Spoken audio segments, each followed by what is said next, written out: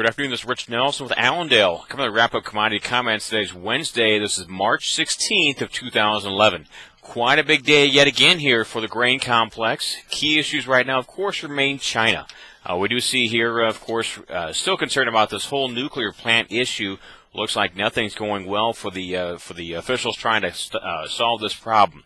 So certainly some key issues on the nuclear plant issue being one main factor. Second factor, we see a story here today, 11:34. So just before noon, story suggesting that there are 9 grain ships on their way to Japan, which just simply can't unload. Some are already there and are simply dropping anchor. Some are slowing down that are still going to approach here. The key issue they're waiting for is clarity. In other words, they're still trying to wait on final confirmation from ports whether they can unload or what kind of status they have to do there. At this point, they do not have any orders yet to move to different ports, or in fact, there's no talk yet of any of these cargoes being sold to some other country. So at this point, there's more uncertainty here. And that's the key issue why we did see grains, or at least corn, really get hit yet again here today. Corn on the May contract down 18.25 cents. What's important about this is this now puts them 2 closes below the last of the long-term uptrends for corn. So certainly a little concerning point for the May contract there. December contract, new crop up 1 cent. We can point out that it closed at its long-term trend line, has not closed below it yet. In terms of news for corn, other than that story about the grain ships there, we will note that weekly ethanol production came out today. 895,000 barrels were processed last month, or say during last week. That's up 9% over last year levels. And keep in mind, as we've pointed out for many weeks now, in order to meet USDA, we've actually got to run lower than last year levels here at some point this whole year. So bottom line is so far ethanol production is still a very bullish factor for us on grains. Over on soybeans, we can point out up 19.25 cents. And certainly good news for beans, the fact that China, the Ministry of Agriculture, in a survey of 500 different counties, they estimated that soybean acreage would drop a total of 11.2% going into 2011 planting. So not only will they have their normal increase in usage, in demand from their rising pork herds, but they're going to have less production to meet that demand. So certainly that was a very big point for us here on this end. Other point, at a conference going on over in Beijing right now, one Thailand-based feed miller suggested that Chinese soy meal demand may rise from 140 million tons this year up to 200 million tons in just 5 years, 2016. So they suggest a 43% increase in China's soybean meal use in the next 5 years. Quite a big number there, so certainly someone's got to fill that role. So that certainly also helped the soybeans here today. Now, things we got going on here. Export sales will be out tomorrow morning.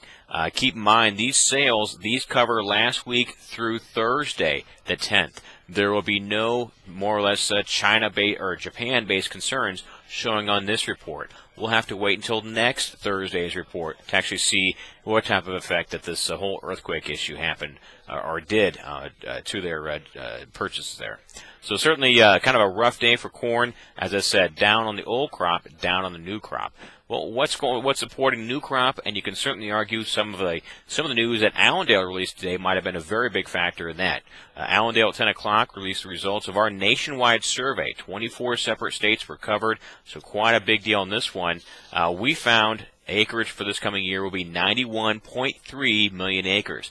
That's lower than USDA's 92 number. So it certainly still raises some very sharp concerns about the new crop supply situation.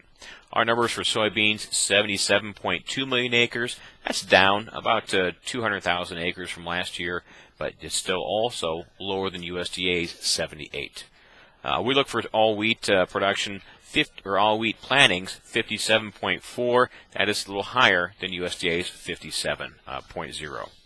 So bottom line, Allendale's acreage survey, which we certainly appreciate all of you producers helping out with, suggests that the new crop balance sheets might be a little tight, certainly for corn and maybe for soybeans. Over on the cattle today, it looks like limit down for the second day in a row. Today's down $3 trade for the April and June was a surprise here. We did have box beef was actually up this morning, up $1.13 for choice and $1.85 for select. So what can happen? What changed there? The key issue that changed was once the U.S. stock market broke. In fact, the Dow currently down 263 points. Once that happened, then cattle started getting hit hard. So in the cattle mindset, there is a shift which is going on. So for weeks and weeks, we had a rising cash cattle market, a very big bull market, and Allendale was one of the people who said, you know what, seasonally, the third week of March is when this changes, when we peak. Possibly that wasn't actually done last week, according to this here. So we've got Japan news kind of shaking everybody's confidence. Now we're also noting that we're at the seasonal peak anyway. And based on the cattle and feed reports from back in the fourth quarter, where we put a lot of placements in, we're going to have a good deal of cattle coming out of the feedlots starting in May. So that is certainly a bearish point that we ought to keep in mind when we're looking at those June and August contracts. Cash cattle traded this week, 114 to 115. That was certainly the big impetus, the big kind of change in mindset here this week.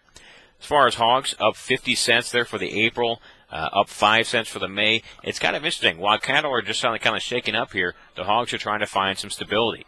And the main reason why, as we pointed out in the morning and afternoon reports, is the fact that a $7 break in cash hogs or in futures probably has overdone things quite a bit. We only calculate about a $3 to $5 effect based on realistic lower Japanese purchases of our pork. So that's one thing we're looking at here, maybe a little support showing up here in the hogs. So big thing for us, as mentioned, today's big survey. We recorded a webinar at 10 o'clock here. That is going to be available on our website on the very front home page. You can take a look at that, listen to what we talked about, also see the slides we presented at that webinar as well. So quite a great deal for you guys to take a look at. It would be certainly worth your time to get an idea of what type of new crop situation lays out in front of us. This is Rich Nelson. Have a good trading day, a good trading week, and certainly hope things go well for you.